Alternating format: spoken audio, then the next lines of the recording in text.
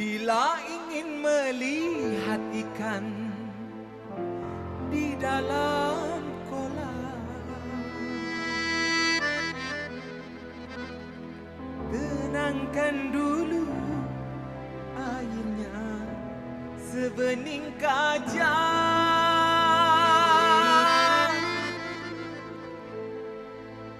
Bila hasrat tertuju pada gadis pendiam,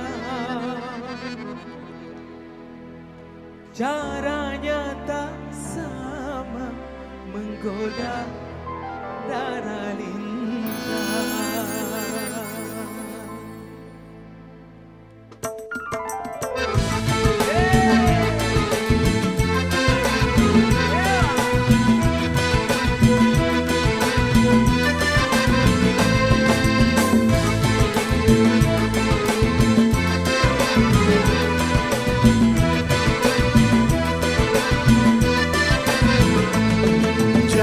Jangan dulu, janganlah diganggu, biarkan saja dia duduk dengan tenang. Senyum-senyum dulu, senyum dari jauh.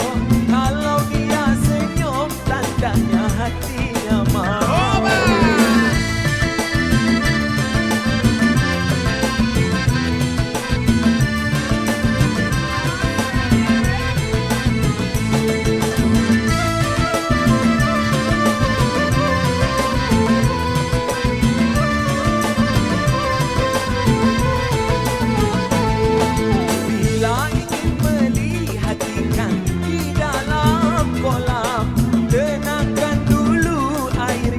Sebening kaca, bila hasrat tertuju pada gadis pendiam, caranya tak sama menggoda darah lincah.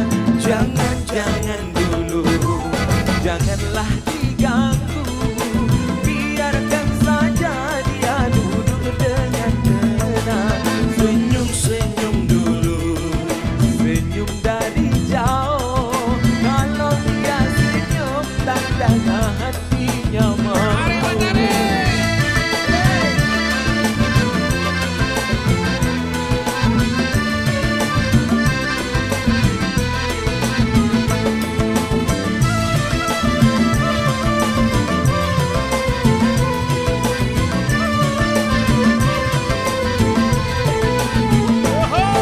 Bila ingin melihat ikan di dalam kolam, tenangkan dulu airnya sebening kaca.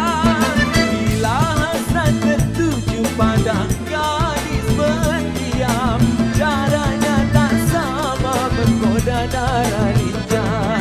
Jangan dulu, janganlah diganggu, biarkan saja dia duduk dengan tenang.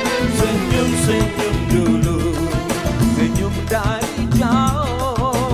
Kalau dia senyum, tandanya hatinya mau.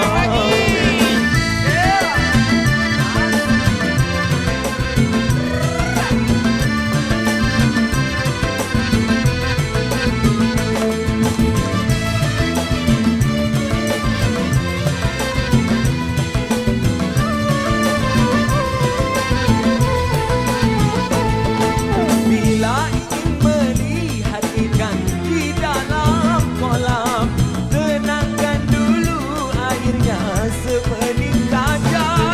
Bila hasrat tertuju pada gadis pendiam, caranya tak sama menggoda darah lincah. Jangan dulu, janganlah diganggu, biarkan saja dia duduk dengan tenang. Senyum-senyum